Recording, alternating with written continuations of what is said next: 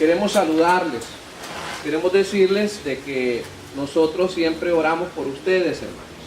Ya sea que los hermanos que nos escuchan son hermanos que ya conocemos, que hemos estado compartiendo en algún momento con ustedes, o personas que nunca hemos tenido alguna relación así en presencia, de manera física.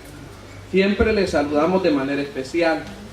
Recordamos a las familias que han sido parte de esta iglesia. Para nosotros siempre son parte de esta iglesia, hermano. Siempre pues les vemos con el mismo amor y les extrañamos.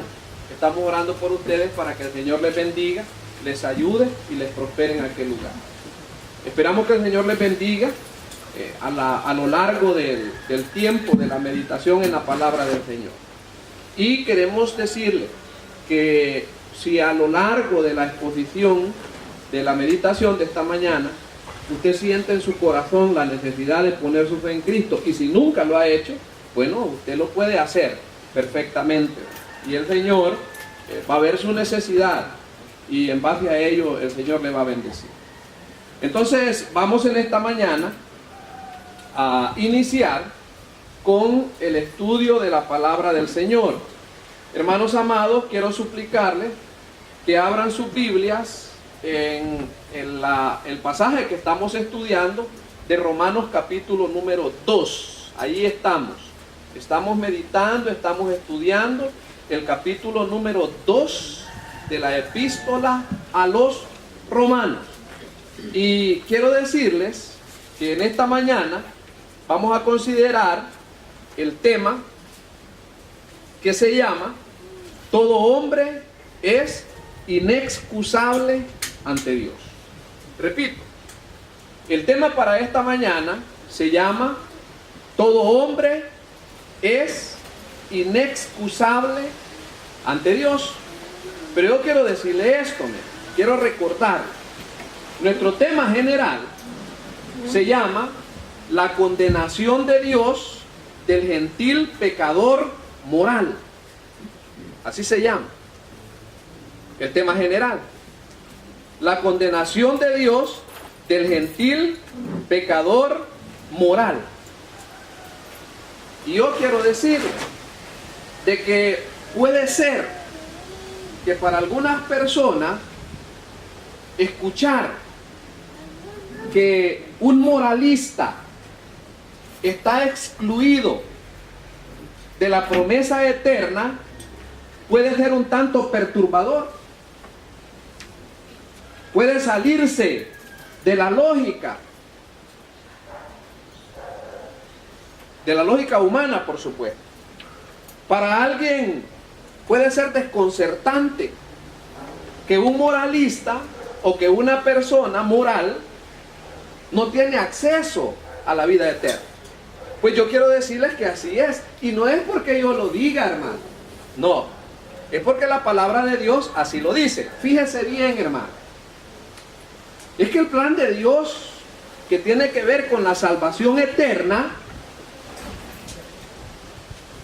hermanos, no tiene que ver con las acciones buenas de los hombres. No tiene que ver con eso. Por ejemplo, miren, yo leí algo hace un par de días en eso de la internet. Yo leí algo. Una persona a quien yo conozco había publicado algo ahí en el ¿cómo se llama? En el Facebook. Y había puesto una etiquetita bien bonita. A los oídos humanos suena bonito. Lo escribí, le voy a decir textualmente qué es lo que dice esa etiqueta. Bonito suena, agradable. Dice así, lo cito entre comillas. En vez de ser cristiano,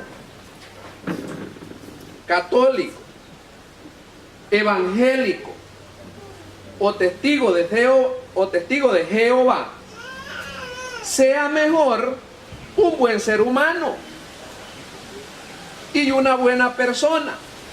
Eso vale más. Así dice. Póngale atención. Va que bien bonito, como que es poema. En vez de ser cristiano, católico, evangélico o testigo de Jehová, sea mejor un buen ser humano y una buena persona. Eso vale más, dice entre signos de admiración al final. Yo no me acordé de un cantante, hermano. La gente se enamora de los cantantes, ¿verdad? Cuando las cosas que dicen los cantantes les gustan. Hay un pobre cantante que dice: ¿qué haces, hermano, leyendo la Biblia todo el día? Así dice. ¿Qué haces? Como pregunta. Hermano. Para empezar, yo no soy hermano de él. Dios me guarde. Ni por carne, hermano, ni en la fe. Espero que algún día en la fe seamos hermanos, que la cabecita se le alivie. Pero así dice: ¿qué haces, hermano, leyendo la Biblia todo el día? Dice. ¿Y qué nos dice a nosotros el Señor? ¿Qué decíamos el miércoles que dice el Evangelio de Juan? En el capítulo 5 y el versículo 39, si no me equivoco. Revisemos el pasaje. Y si no es el pasaje, me ayudan, hermanos, porque no lo traigo. Mire, comparemos, hermano, lo que dice el cantante. Comparemos lo que dice el cantante y lo que dice el Señor. Pregunta: ¿a quién le voy a hacer caso yo? ¿A un cantante o a lo que dice el Señor? Yo quiero decirle, hermano, a veces los que escriben poesía o música, le digo, hermano, porque yo he trabajado esa área. Yo he sido profesor de literatura. Esa era mi área cuando yo trabajaba en la universidad. Enseñé literatura británica y enseñé literatura norteamericana. Y por ejemplo, nosotros leíamos a un escritor que se llama Edgar Allan Poe. Era alcohólico. El área o el género de Edgar Allan Poe es el cuento. Y es el cuento misterioso, el cuento místico. Y dicen los que opinan sobre el arte, que siempre que componía, estaba bien elevado. Le voy a poner yo más atención a lo que dice un escritor que a lo que dice el Señor. Ayúdeme a pensar, hermano. ¿Eh? Mientras que él dice: ¿qué haces, hermano, leyendo la Biblia todo el día? El Señor a mí me dice en el Evangelio de Juan, en el capítulo 5 y el versículo 39. ¿Qué dice, hermano? Escudriñad las Escrituras. Escudriñad las Escrituras. La palabra escudriñad, ya dijimos, hermano, no es leer entre líneas. No es leer, hermano, de una pasadita como leemos el periódico. No. Escudriñar necesita tiempo, necesita interés, necesita disposición, necesita una mente despierta. Y el Señor dice: escudriñad las Escrituras. Y allí Él presenta la razón por qué deberíamos de escudriñar las Escrituras.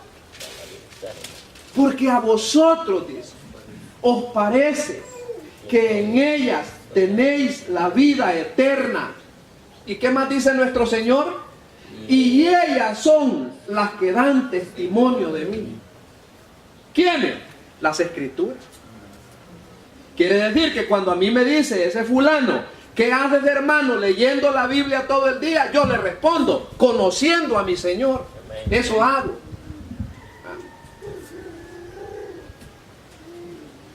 Entonces yo estaba comentando lo que decía el muchacho ayer, que es mejor ser una buena persona. Mentira. Mentira. No es mejor ser una buena persona. Porque a mí me enseña la palabra de Dios que ser una buena persona, que ser dadivoso, que ser amigable, que el hecho de compartir eso no me confiere ninguna prerrogativa espiritual para que yo pueda tener derecho a la vida eterna. No me dice eso. ¿Ah? En la reflexión de esta mañana, hermanos, sí, vamos a estudiar esa parte importante. Ya les dije que el tema se llama todo hombre es inexcusable ante Dios. Y antes de que demos lectura al versículo que vamos a estudiar, yo quiero hacer rapidito, hermanos, solo un recordatorio de lo que dijimos el domingo anterior. Solo para poner en contexto, hermanos, con lo que vamos a continuar en esta mañana. Voy a ser breve. El domingo anterior dijimos que íbamos a poner un tema, quizá un tema así, más ilustrativo, a la meditación. El domingo predicamos el sermón llamado La moral y la salvación eterna. Eso predicamos. Ahora, dijimos el domingo que debemos de considerar la condenación de Dios del hombre pecador moral. Eso es lo que necesitamos considerar. La condenación del hombre pecador moral. Es que el hombre moralista, hermano, que no conoce al Señor, ya explicamos de que va en la misma carretera hacia el infierno. Y necesitamos aclarar eso para que la gente no se confunda. Para que cuando lleguen a la presencia del Señor y crean que por sus buenas obras Dios les va a dar entrada a la eternidad, a la gloria, que no vayan a decir, es que yo pensé, Señor. No, por eso estamos explicando y presentando este mensaje. Y dijimos el domingo, eso hablamos. Hablamos de la condenación de Dios del hombre pecador moral. Y dijimos, hermano, que debemos de tener en cuenta de que el capítulo que vamos a leer o que estamos estudiando tiene que ver, óigase, hermano, con el juicio de Dios. ¿Eh? El pasaje que hemos leído o que vamos a recordar, específicamente el capítulo 2 de Romanos, los versículos del 1 al 16, hermanos, esos versículos tienen que ver con el juicio de Dios. Allí no se trata de la salvación. Lo repito, allí el tema no es la salvación. El tema de Romanos 2 es el juicio de Dios. Esta sección de Romanos habla sobre el juicio de Dios. No habla del plan de Dios de la salvación. El capítulo comienza con el juicio que el hombre hace sobre otras personas. En el versículo 1, y concluye con el juicio de Dios al hombre en el versículo número 16. Oiga bien esto. Un dato interesante. La palabra juicio en este pasaje, que ya le dije, Romanos 2 del 1 al 16, la palabra juicio se utiliza 9 veces. Usted puede hacer un ejercicio y contar ahí las veces que se menciona la palabra juicio. Se utiliza 9 veces en ese pasaje. Mientras que la palabra salvación se utiliza 0 veces o ninguna vez. Hermanos amados, el día miércoles que estuvimos estudiando el tema de Gálatas, yo recuerdo que les mostré una ilustración. Yo quisiera hacerlo suficientemente gráfico, hermano, porque a mí me interesa que aprendamos la enseñanza bíblica, de ser posible que memoricemos la enseñanza bíblica. Entonces el miércoles presentamos una ilustración. Los hermanitos que fueron al estudio, espero que recuerden.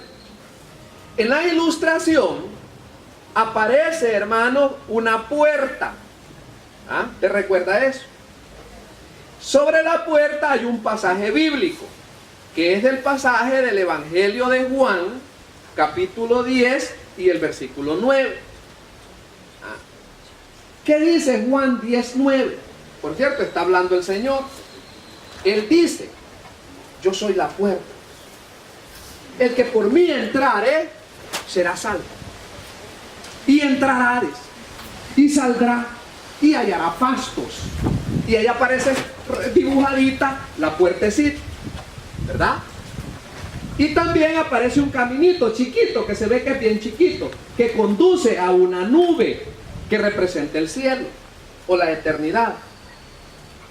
Y en ese caminito yo recuerdo que hay un pasaje, siempre de Juan, pero el capítulo 14 de Juan y el versículo 10. Quiero corroborar, porque no quiero yo darle información, hermano. No, el versículo 6 en el caminito. En el caminito aparece Juan 14, 6. ¿Cuál es ese pasaje? Es aquel pasaje famoso, hermano, que yo le recomiendo que deberíamos de memorizarlo, que dice el Señor. Dice, Jesús les dijo, yo soy el camino, la verdad y la vida. Nadie dice la Biblia, nadie dice el Señor. Oiga eso, hermano. Yo creo que entendemos lo que significa la palabra nadie. Nadie. Hermanos, ¿habrá alguna dificultad para definir lo que es la palabra nadie? Nadie. Yo creo, hermano, que si allí hubiese espacio para el moralista, hermanos, dijera, a no ser, pienso yo, que dijera allí, ¿verdad? Los moralistas, o las buenas personas, o los religiosos. Pero el pasaje tiene una diáfana claridad cuando dice, el Señor dice, yo soy el camino, la verdad y la vida. Nadie viene al Padre sino por mí.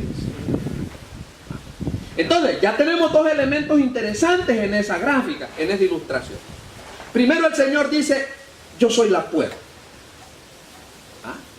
Y después Él dice, y ahí aparece, es angostito el caminito. Yo soy el camino. Pero en la gráfica aparte, aparece la calle que hemos estado estudiando. ¿Se recuerda, hermano? Aparece la calle. Esa calle tiene 3 divisiones. Exacto, 3 carriles. O miramos lo que está arriba, hermanos, y recibimos la bendición de lo que está arriba. Primero entrar por esa puerta, ir por ese caminito, o vemos lo que está abajo. Abajo está la calle ancha. Es ancha, 3 carriles tiene. Quiero explicarle, mire, hermano amado, fíjese en esto. Mire. Resulta, hermanos, que si usted observa, esta gráfica ha sido bien elaborada, hermano, por un pastor maestro. Y vemos que en esa calle ancha, en el carril de arriba, en el primer carril, va el hombre inmoral. Y si usted estudia Romanos, desde el capítulo número 1, que es lo que hemos estado estudiando, comenzando con el versículo 18, hasta el versículo 32, todo ese carril habla del hombre pecador, del hombre inmoral. Pero luego en el carril de en medio va el hombre moral. Bueno, al menos ve en medio. Pero ahí en medio va el hombre moral. Ahora, usted sabe que Romanos capítulo 1 tiene 32 versículos. Quiere decir que todo el resto del capítulo 1, desde el versículo 18 hasta finalizar el versículo, el capítulo, ¿ve? Hasta allí va el hombre inmoral. Toda esa sección de Romanos habla del hombre inmoral. Pero luego, inmediatamente, hermanos, al finalizar el capítulo 1, comienza el capítulo 2. Y el capítulo 2 habla del hombre moral, que es lo que vamos a estudiar hoy. Ya allí ya tenemos el segundo carril. Desde los versículos 1 hasta el versículo 16, ese es el carril que le corresponde al pecador moral. Pero luego el último carril es el que concierne al hombre religioso. Se retoma desde el versículo 17 hasta el versículo número 29. Y allí se habla del hombre pecador religioso. Si usted pudiera señalar toda esa sección de Romanos, toda esa sección de Romanos, en el capítulo 1, desde el versículo 18 hasta el 32, es decir, hasta terminar el capítulo, y luego todo el capítulo 2, toda esa sección habla del camino ancho que lleva al hombre al infierno. Llámese ese inmoral, llámese ese moral, o llámese ese religioso. Los tres géneros de hombre van para el infierno. Habiendo hecho, hermanos, este breve repaso, yo quiero decirle, en esta mañana vamos a estudiar la parte que tiene que ver con el hecho que todo hombre es inexcusable ante Dios. Les quiero suplicar, hermanos, que por favor busquen en su Biblia Romanos capítulo 2 y el versículo número 1. Hemos abordado el segundo carril del hombre que va al infierno. ¿Qué dice Romanos 2, 1? Y repito, hermanos, perdone que sea tan insistente.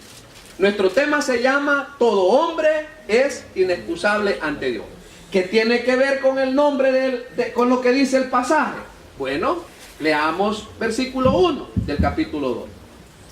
Por lo cual, oiga, hermanos, eres inexcusable. O como dice más fácil aquí a la par, no tienes excusa.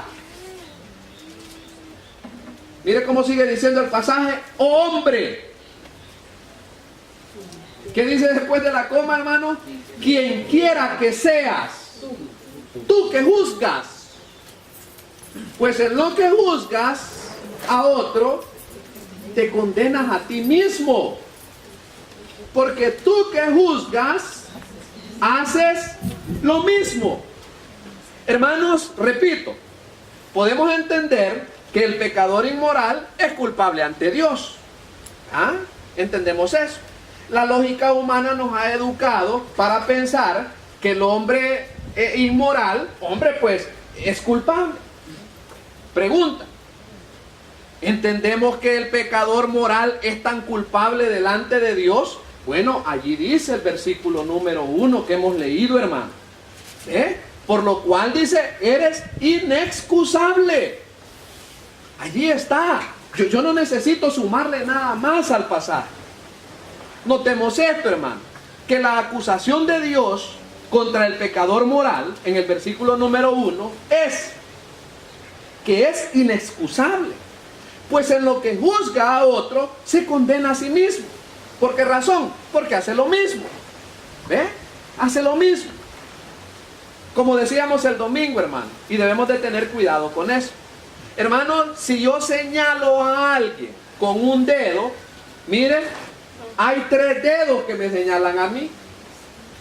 Si yo señalo a alguien, hermano, hay 3 dedos que me señalan a mí. Yo le mencionaba el domingo, miren, que yo leí un artículo en el periódico que se llamaba así, la columna.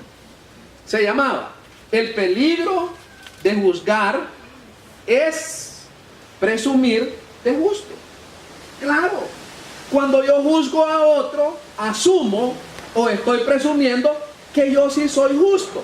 ¿Será cierto eso? No es cierto. No es cierto eso. ¿Por qué digo que no es cierto? Por ejemplo, mire, hermano, Jesús dijo algo, y yo quiero recordarles el pasaje de esta mañana. ¿Qué dijo nuestro Señor Jesucristo? El Señor dijo, mire, que si uno mira a una mujer para codiciarla, dice que es culpable de adulterio. Mire qué tremendo. Así dijo el Señor. ¿Por qué no vemos el pasaje? En Mateo capítulo 5 y el versículo 28. ¿Qué dice Mateo 5, 28, hermano? Teniendo la palabra del Señor, lo mejor es que la estudie. Mateo 5, 28. Mire lo que dice el Señor. Como una advertencia para todo aquel que juzga. Dice en Mateo 5, 28. Sí, ese pasaje se llama Jesús y el adulterio. Y yo pienso, hermano, que para poder captar toda la idea, es bueno leer desde el versículo 27. Dice el versículo 27. Oísteis que fue dicho, Cuando el Señor dice, oíste que fue dicho, el Señor se está remitiendo a la ley de Moisés. Y Él dice, oísteis que fue dicho, no cometerás adulterio. Es decir, no consumarás el hecho. Versículo 28. Pero yo os digo, que cualquiera que mira a una mujer para codiciarla, ya adulteró con ella en su corazón. Hermanos, notemos esto, que la acusación de Dios contra el pecador moral, hermano, le hace inexcusable. Aquí el Señor lo dice en ese pasaje. Ahora, pensemos en el versículo que leímos. El Señor nos dice, yo os digo que cualquiera que mira a una mujer para codiciarla, es decir, para tener deseos con ella, deseos lujuriosos, dice, ya adulteró con ella en su corazón. Pregunta, hermano, ¿hemos hecho esto alguna vez? Hermanos amados, por esa razón el Señor nos dice que no podemos juzgar a nadie. Además, miren, Jesús dijo que si odiamos en nuestros corazones, somos culpables de homicidio. Allí mismo, mire, como tenemos abierto el pasaje, quiero aprovechar, pero quiero suplicarle que ahora veamos el versículo 22, siempre del capítulo 5, que ahí lo tiene listo. Mateo capítulo 5 y el versículo 22. Quiero que nos metamos en el contexto. Este pasaje que estamos revisando, estos versículos de Mateo, corresponden, hermanos, a aquella exposición magistral que Cristo hizo en el monte de las bienaventuranzas. Este es el pasaje que se llama la bienaventuranza. ¿Y qué dice Mateo 5:22? Mire lo que dice, hermano. Leamos el versículo desde el 21. Oíste que fue dicho a los antiguos, no matarás, es decir, no consumarás el acto. Y cualquiera que matare, ¿qué dice? Será culpable de juicio. Versículo 22. Pero yo os digo que cualquiera que se enoje contra su hermano será culpable de juicio. Y cualquiera que diga necio a su hermano será culpable ante el concilio. Y cualquiera que le diga fatuo quedará expuesto al infierno de fuego. Pregunta: ¿alguna vez nos hemos enojado con alguien, hermano? Tenemos la tendencia de, fíjese en esto, hermano. Tenemos la tendencia de compararnos con los demás. ¿Ah? Comparamos nuestras debilidades y nuestras virtudes. En otras palabras, ¿cuál es nuestro estándar de emitir un juicio? ¿Sabe cuál es nuestro estándar, hermano? Compararnos con otros. Eso es nuestro estándar. Así nosotros definimos nuestra justicia o medimos nuestra justicia y así medimos nuestras injusticias. Pero yo quiero decirle que el estándar de Dios no es ese. El estándar o norma de Dios es mucho más alto que el nuestro. Dios mide a cada persona, hermano, según su estándar justo. Entonces, ¿cuál es el estándar justo de Dios? ¿Cómo es que Dios nos juzga? Vamos a dedicar los siguientes minutitos que nos restan para estudiar el juicio de Dios, que es a través del cual Él nos juzga. Hermano, yo estaba pensándome, cuando dice ahí la pregunta, cuando leímos el versículo 22 del capítulo 5 de Mateo, hay una pregunta. Hermano, yo quiero decirle, mire, yo no me paro en este púlpito, en esta tarima, hermanos, poniéndome como un modelo, que yo cumplo con lo que dice ahí el Señor. Por ejemplo, mire, la pregunta primero me la hago a mí mismo. Cuando dice Mateo 5:22, que cualquiera que se enoje contra su hermano será culpable de juicio. Cuando yo hago la pregunta, ¿alguna vez ha estado usted enojado con alguien? Primero yo me pregunto a mí mismo, Ricardo, ¿cuál es tu situación? ¿Has estado enojado con alguien? ¿Estás enojado con alguien? ¿Verdad? Hermanos, sí, también yo tengo que hacerme la interrogante. También yo estoy expuesto a la misma dificultad. Por eso es que yo también necesito la gracia y la misericordia de Dios. ¿Y sabe qué, hermano? Mucho más que usted. ¿Sabía usted que el que se pone aquí a predicar es más responsable que el que oye? Claro. Romanos nos lo enseña. Que nosotros, que decimos a otros que no roben, ¿robamos? Yo tengo mayor responsabilidad que usted. Tan fácil que es enojarse con las personas. Pensando en este pasaje, ¿verdad, hermano? Qué fácil es enojarse con las personas. Y no con las personas extrañas, hermano. Yo le he comentado que yo conocí a una familia, supe de una familia, que los dos hermanitos, hermano, adultos, hombres mayores, como nosotros decimos, hombres viejos, eran enemigos. Se enojaron desde que eran muchachos. Pasaron los años, hermano, y vivían juntos en la misma casita. Y enemigos. ¿Y qué dice el pasaje, hermano? Dice, mire, que cualquiera que se enoje contra su hermano. Es que eso del orgullo es tremendo, hermano. El orgullo es tremendo. Y a veces nosotros, hermanos, pensamos que el orgullo solamente tiene relación con aquello de que yo no tengo relación con ciertas personas porque no pertenecen a mi categoría, porque no son del barrio donde yo vivo, de la colonia donde yo vivo, porque no son profesionales. No, hermanos, el orgullo tiene otra dimensión. Yo recuerdo que una vez me dijo mi esposa,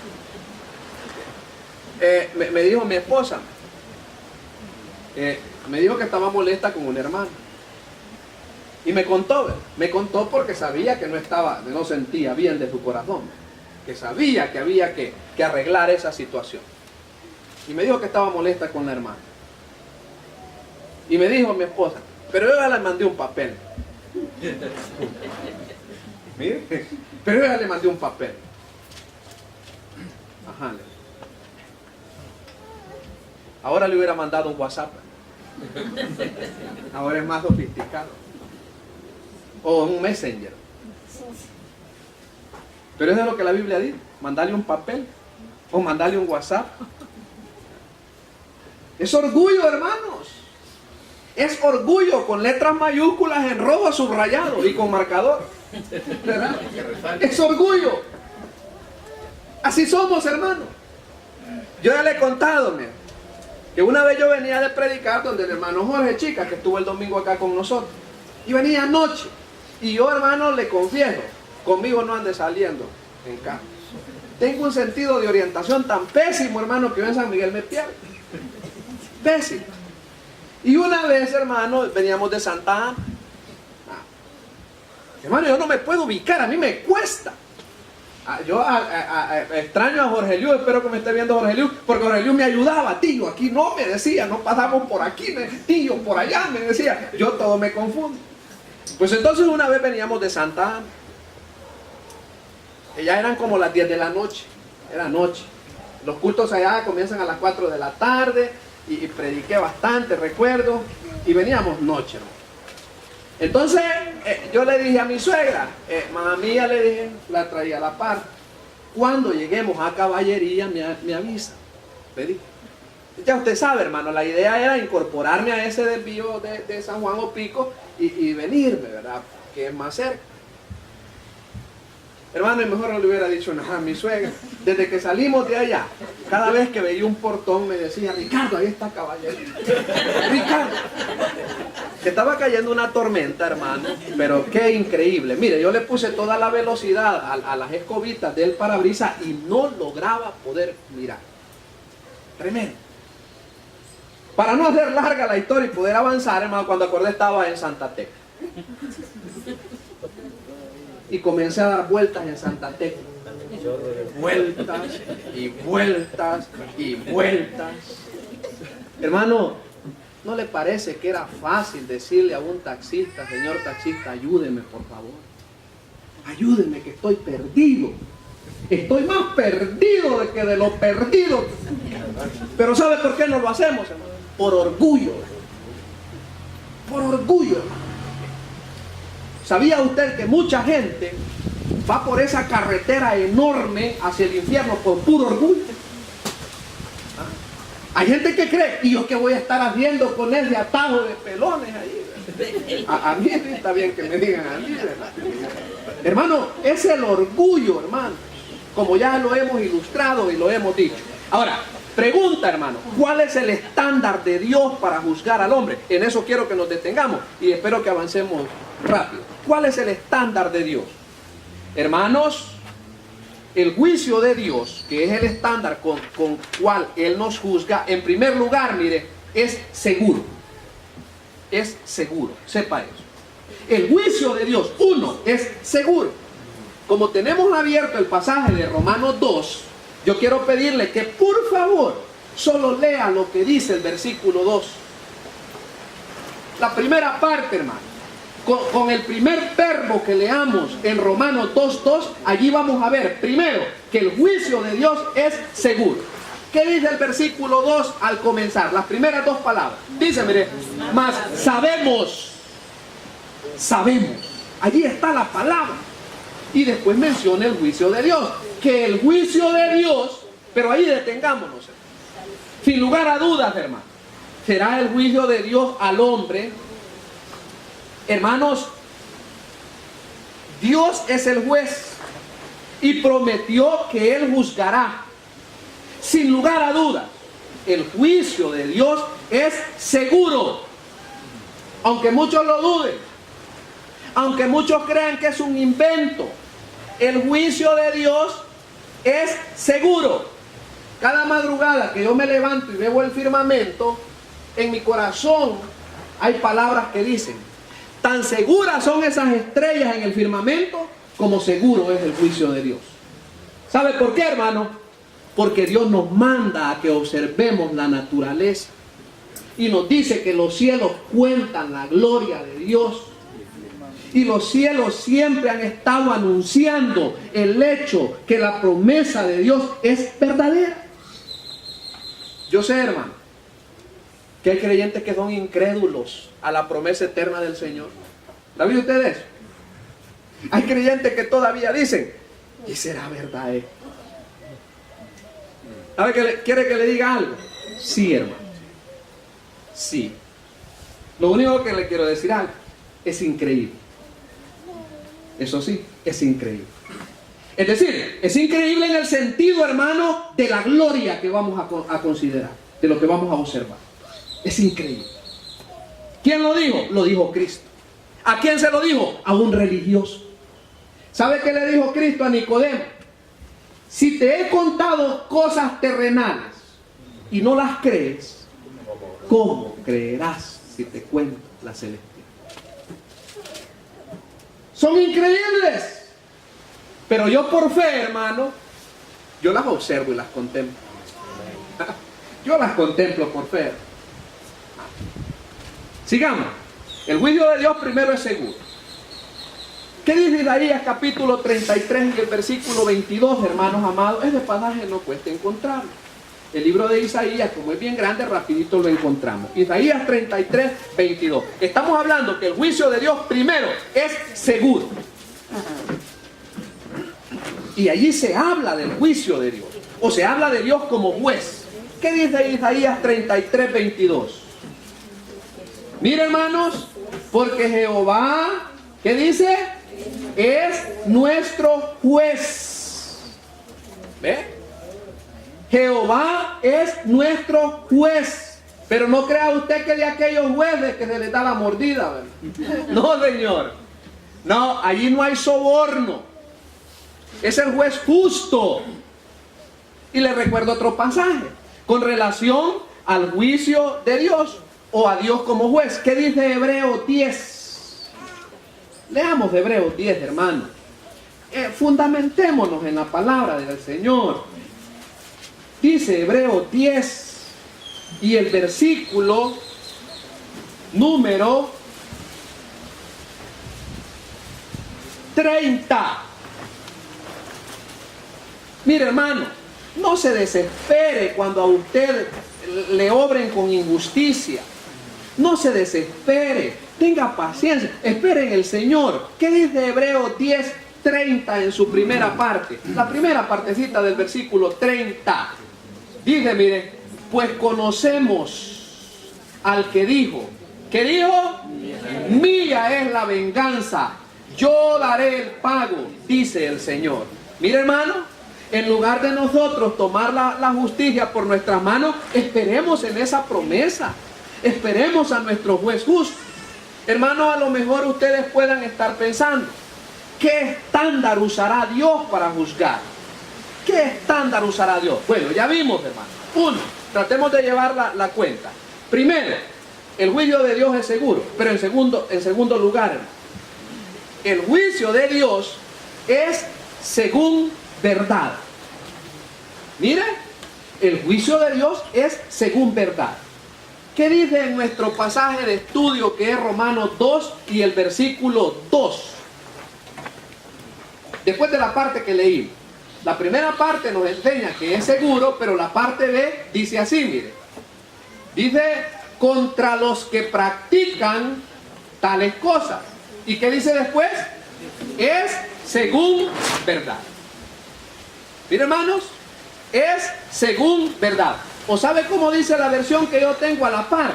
Dice, he basado en la verdad. El juicio de Dios, aparte de ser seguro, es basado en la verdad. Hermanos, el juicio de Dios se basa en la verdad. ¿Qué verdad? La palabra de Dios. Dios es omnisciente, hermano. ¿Qué quiere decir eso? Quiere decir que Él conoce todos los hechos o acciones. El juicio de Dios será justo y equitativo, es decir, correctamente. El juicio de Dios estará sobre aquellos que practican los pecados que están enumerados en el capítulo 1, que eso ya lo estudiamos. No podemos regresar a repasar eso. Quiero pedirle, hermanos, que veamos otro versículo. Deuteronomio. Deuteronomio, capítulo número 32. Allí sí, vamos a ir al Antiguo Testamento. Y usted sabe que Deuteronomio es parte de lo que se llama el Pentateuco, ¿verdad? De los primeros 5 libros. Ahora, quiero duplicarle que vea Deuteronomio, capítulo número 32. Deuteronomio 32. Sí. ¿Qué dice Deuteronomio 32 y el versículo 4? Estamos diciendo, hermano, que el juicio de Dios es según verdad. Vamos a ver lo que dice este pasaje de Deuteronomio 32, 4. Dice así, mire, Él es la roca. Mire, Él es la roca, cuya obra es perfecta. Porque todos sus caminos, ¿qué dice, hermano? Son rectitud. Mire, son rectitud todos sus caminos. Dios de verdad y sin ninguna iniquidad en Él. ¿Qué dice al final? Es justo y recto. Mira, hermano, que surgió un comentario. Surgió un comentario en el instituto donde yo estudio. Y preguntó un hermano estudiante: hermano, ¿y qué hacemos con este problema de la, ¿cómo se llama? Del ateo, del ateísmo? ¿Qué hacemos con el hombre ateo? Yo le voy a decir una cosa. De acuerdo a la Biblia, ateos no existen. ¿Sabe qué es lo que existe? Tontos. Eso ya. Ahora, no es de acuerdo a lo que yo digo, es de acuerdo a la Biblia. ¿Sabe qué dice la Biblia en Salmo capítulo 14 y el versículo 1? Espero que el pasaje sea el correcto. Y si no, te lo voy a quedar de bien. Salmo 14, 1. Sí. ¿Qué dice Salmo 14, 1? Sí, allí está la definición, hermano. Mire, dice el necio en su corazón. Y usted sabe, hermano, que necio es sinónimo de tonto. dice el necio en su corazón. ¿Qué es lo que dice? No hay Dios. Esa es la definición del ateo. Ateos no existen. Los que existen son los tontos. Yo recuerdo que yo tuve un profesor, hermano. Y desde que comenzaba el semestre, ¿sabe cómo se presentaba él? No admito participaciones en donde se presente la fe como un hecho. Soy ateo.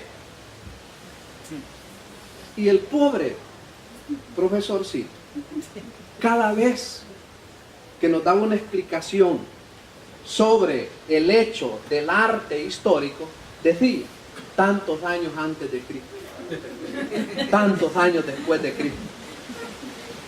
Y yo decía en mi interior, pedazo de ignorante, y me acaba de decir que es ateo, hombre. Gracias a Dios, como dice el hermano. Hermano, siempre que creemos en un ser superior, en un elemento que no lo podemos dominar, no nos podemos etiquetar como ateos. No podemos. Y como ya vimos acá, hermano, no se ande complicando con dialécticas, hermano, del más allá. No existen los ateos. Lo que existen son los tontos. De acuerdo a lo que dice la palabra de Dios. ¿Qué dice la Biblia sobre el justo juicio de Dios? Es justo, pero hay otro pasaje, mire, con relación, hermano, a que es según verdad. ¿Qué dice en el libro de los Salmos? En el capítulo número 96. Mire lo que dice el pasaje.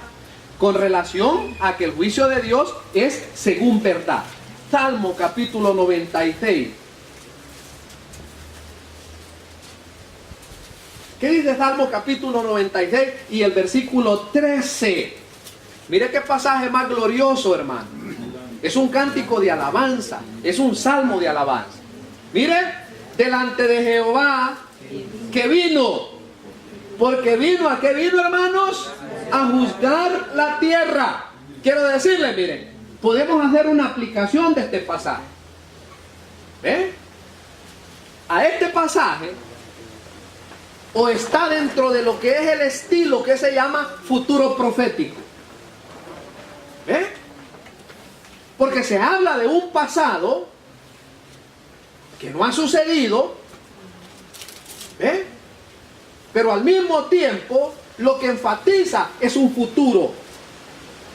Dice, porque vino a juzgar la tierra. ¿Y cómo juzgará al mundo? Dice ahí el pasaje. Con justicia. ¿Y a los pueblos cómo lo juzgará? Con su verdad. Así juzgará el Señor. Miren, entonces, hermano, ya tenemos en nuestra lista dos hechos sobre el juicio de Dios. Primero, que es seguro. En segundo lugar, es verdad. Pero en tercer lugar, es ineludible. ¿Qué dice Romanos 2 y el versículo 3? El pasaje que estamos estudiando. Hermano, estamos estudiando el pasaje de Romanos capítulo 2. Para que usted tenga la capacidad, hermano, de explicarle este pasaje a quien se lo pida. Fíjense que antes de que leamos esa parte, le quiero contar. Esta semana yo tuve que ir a San Salvador. Le pedí oración a mis hermanos ancianos. Primero por lo que ya le dije. Yo soy inexperto para manejar. Lo que hago es que primero busco un mapa, hermano, y me ubico. Y aún así todavía voy ahí un poco nervioso. Pero bueno, yo me voy para San Salvador. Y llegué a una oficina de gobierno. Y desde que llegué, una señora, creo que tenía algunos 45 años, a juzgar por su apariencia, se sentó a la par mía. Y yo comencé a orar.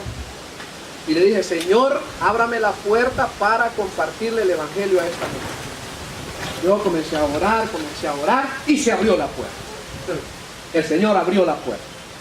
Quiero decirle, hermano, usted que comparte el evangelio, primero ore. Primero ore. Ore al Señor. Ya le dije que yo tengo meses, años de estar orando por una vecina para que me permita compartir el evangelio.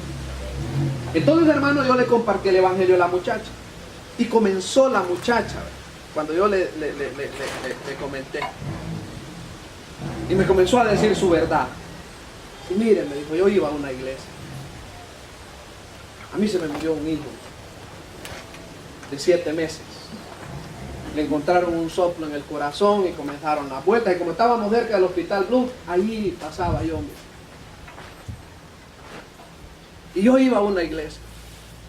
Pero fíjese, me dijo que el pastor dejó a su esposa y salió casándose con una amiga mía. Y después dejó a mi amiga. Y después fui a otra. Y solo del diezmo y de las ofrendas predicaba. Usted puede decir, hermano, me desarmó. A mí no me ha desarmado. Yo le presenté el evangelio. Amén. Yo le presenté el evangelio. Y le dije, ¿sabe usted qué dice el Señor en su palabra? Que usted va a ver a su niñito si usted pone su fe en Cristo. Porque así es, hermano. ¿Qué dijo David cuando se le murió el niño? Yo voy a él, dijo. Yo voy a él, dijo David. Pero David tenía la convicción que él había puesto su fe en el Señor.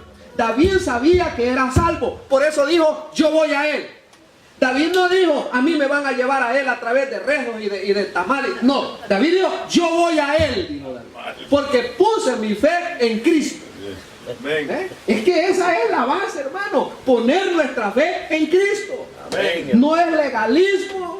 No es, hermano, que aquí en esta iglesia no se tienen que pintar las mujeres, hermano. No estamos en eso. Estamos presentando el evangelio. Hermano, que hemos llegado a un tiempo que las iglesias están llenas de todo menos del evangelio del Señor Jesucristo. Pero como dice acá, hermano, en la parte que hemos leído, el juicio de Dios no es según prejuicio, es según verdad. Y mire lo que dice en esa parte. Es ineludible. Ineludible. ¿Qué dice el versículo 3? Para que veamos que es ineludible. Miren. Es decir, ineludible quiere decir, hermano, que no se puede evitar. Que alguien no lo puede obviar, que alguien lo puede obviar. Es imposible. ¿Qué dice el versículo 3?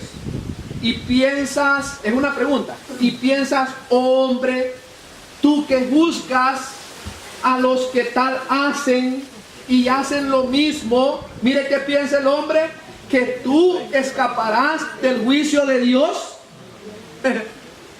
Hermanos, nadie está excluido del juicio de Dios, por favor, entendamos esto. Nadie está excluido del juicio de Dios. De la misma manera que el pecador inmoral, tampoco el pecador moral no escapará del juicio. No podemos sobornar al juez, hermanos. No podemos sobornar al juez porque Dios es justo. Dios no notará un trato especial y no pasará por alto nuestros pecados, ya que no hay parcialidad con Dios. ¿Quién lo dice? Ahí abajito. Desliza sus ojitos al versículo 11 de Romanos 2, hermano. ¿Qué dice el versículo 11? Porque no hay acepción de persona para con Dios. Hermano, sepa que para con Dios no hay mordida. No. Allí no hay soborno. Hermano, regalito debajo de la mesa. No, hermano. No. ¿Cómo dice el hermano? No, no hay. Sí, no hay sobrecito, ¿verdad? No. No, allí dice, es ineludible el juicio de Dios. Entonces, ya tenemos, hermano, mire qué elementos hemos recogido en el estudio de esta mañana. Mire cuántas cosas hemos dicho.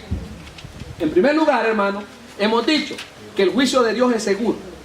Pero también hemos dicho que es según verdad. Y hemos dicho que es ineludible. Pero hay otro punto importante. El juicio de Dios viene, aunque Dios muestra mucha paciencia. Mira, qué lindo ese don, hermano, ese hecho de la paciencia. Versículos 4 y 5 de Romanos 2. ¿Cómo es esto que Dios muestra mucha paciencia? Viene aunque Dios muestra mucha paciencia. Y creo que aquí nos vamos a detener. Dice, mire, versículos 4 y 5. Sí. Dice los versículos 4 y 5. O menosprecias las riquezas de su benignidad. ¿Qué más dice? Paciencia y longanimidad. Mire, ignorando que su benignidad te guía al arrepentimiento. ¿Sabe qué quiere decir este versículo, hermano?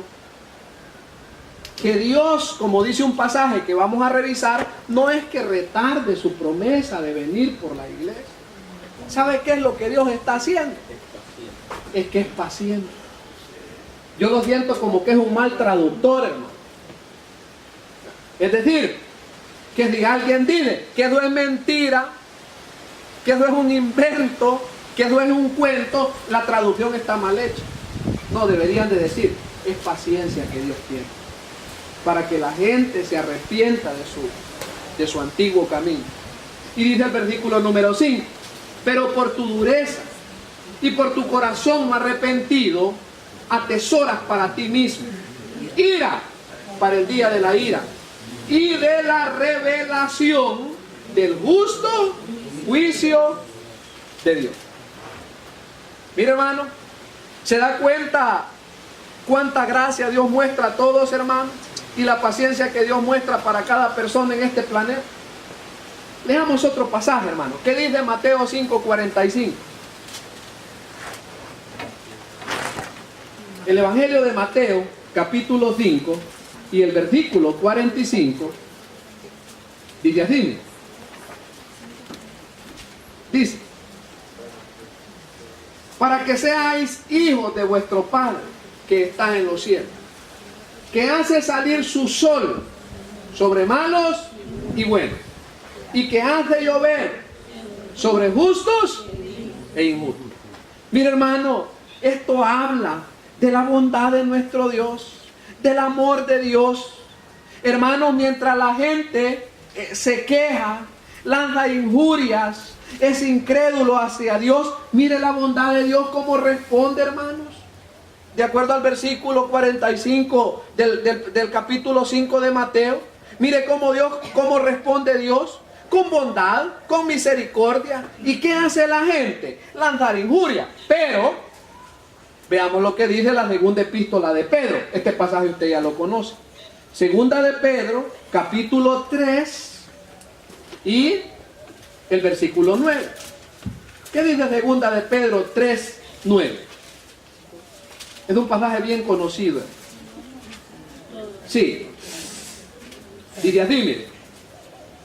El Señor no retarda su promesa, hablando del día del Señor, hermano, según algunos la tienen por tardanza, sino que es paciente para con nosotros.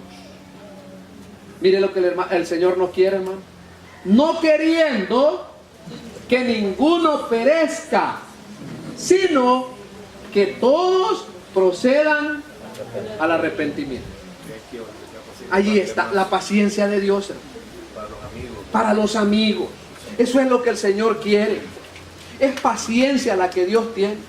Hermanos, Dios muestra su gracia a todos y nos da el tiempo para cambiar nuestras maneras de pensar en cuanto a Él. Hermanos, pero Dios también advierte que aquellos que lo rechazan están acumulando ira para ellos mismos el día del juicio. Pensando en los ateos, aunque ya dijimos lo que son, ¿verdad? Espero que ya se le haya quedado la definición. Ahora en la mañana dijo un muchacho que también, hermano, yo lo conozco, que también es profesor y se la lleva de lo mismo. Publicó una imagen y estaba dando muestras de condolencia. Entiendo yo que ayer en un accidente se murió ahí en San Miguel esa persona. Igual el hombre dice que él fue mi profesor acá donde estudiaba. Pero al final le daba las muestras de condolencia a la familia y había puesto unas siglas que ponen: una Q, una D, otra D y una G. Eso quiere decir, entiendo yo, que de Dios goza. Yo no sé, hermano. Yo no sé. No sé. Eso lo hacen. Usted va a la imprenta y le deja tarjetitas, las hace. Pero que de Dios goce, solamente la persona que pone su fe en Cristo puede estar seguro que va a gozar del Señor. De tal manera que yo en esta mañana quiero hacer la invitación de siempre. Si entre los presentes hay personas que nunca han puesto su fe en el Señor, yo en esta mañana le invito para que ponga su fe en el Señor. Ya explicamos